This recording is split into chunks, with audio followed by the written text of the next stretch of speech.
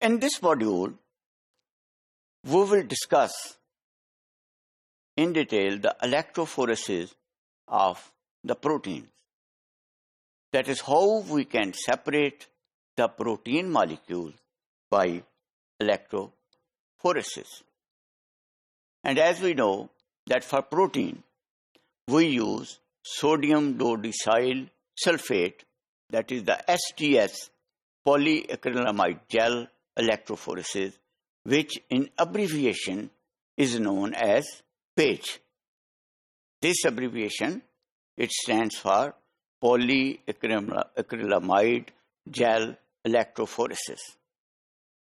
Now this method is most widely used for analyzing protein mixtures qualitatively.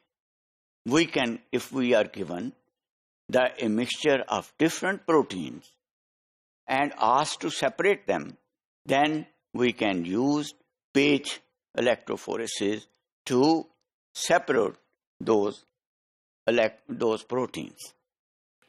And we can separate them qualitatively, yet not quantitatively. Now the use of SDS, it is particularly useful for monitoring the protein purification as well. When we have to purify a protein molecule, then we can use this method to determine whether our protein molecule is purified or not. Now SDS, high density binding of SDS to protein is very important and is the basic principle for using that. Now the ratio and the size of a charge is nearly the same for many SDS denatured protein. That is, size and charge, which is the ratio of these two things, is almost same for many SDS denatured protein molecules which are denatured, and therefore protein, they are separated only by length of their polypeptide chain, but not by the difference in charge. So the basic thing is, which we should keep in mind, is that by this method we can separate the proteins only by the length of their polypeptide chain, but not by the differences in the charge, what charge is there. Just as shown in this diagram, that the bands, one is the positive and it is moving toward the negative, and the band in SDS gradient gel, they are usually sharper than in homogeneous SDS PAGE. So there are gradient gel, that is the gel is made of different gradation, different concentration, different partition coefficient, that the bands, they become more distinct and clear. Now, the typical SDS polyacrylamide gel bands, they have been shown in this diagram, and you can see that the different protein bands, they are very clearly separated from each other and indicate their molecular weight. What is their molecular weight? The heaviest, they are at the bottom, and the lighter, they are on the top. Now, native gel electrophoresis is also very important.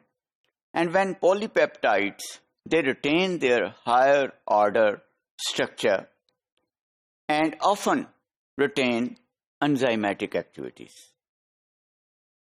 One is, previously we discussed that they are denatured, but sometimes the polypeptides which are there in the native gel, they retain their enzymic activity and interaction with other polypeptide chain, that is, they maintain. Now, migration of proteins depends on many factors, which include size, shape, and the native charge. That is their size of the polypeptide, shape of the chain, and the native charge which is on them. That is actually they govern the migration of the protein. Now, native gels, they omit the SDS and reducing agent.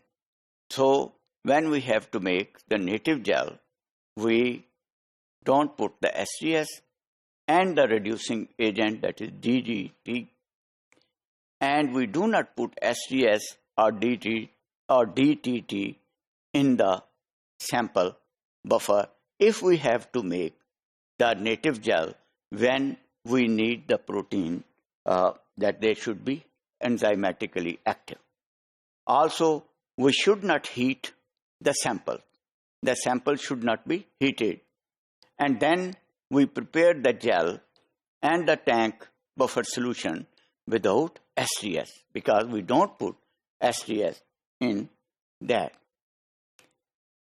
Now, gradient gels, they are prepared, or that is a polyacrylamide gel system.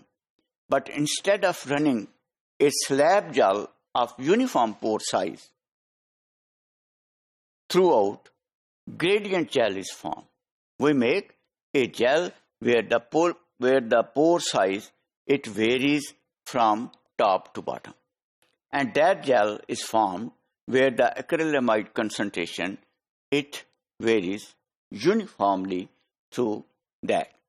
Now, gradient gels normally run as SDS gels with a stacking gel.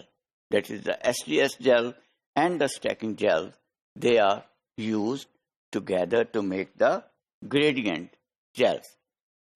Another is the isoelectric focusing gels. Now, electrophoretic method that separates proteins according to their isoelectric point, because the mostly protein, they have got some isoelectric points which differ from one another. And isoelectric focusing gel, that is ideal for separation of amphoteric substances. That is, the amphoteric substances, when we have to separate them, then we have to use the isoelectric focusing gels. Now, isoelectric focusing gels, again, the separation is achieved by applying a potential difference across a gel that contains a pH gradient. So we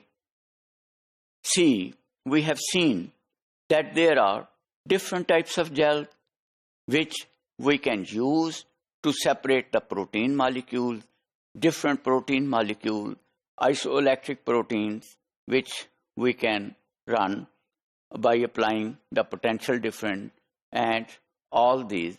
So in this case, these methods are extremely important and give a variety of methods to us for separating the protein according to their size, according to their potential, and according to their charge on them. And at the same time, we can separate the protein with their enzymatic capabilities, with their interaction capabilities.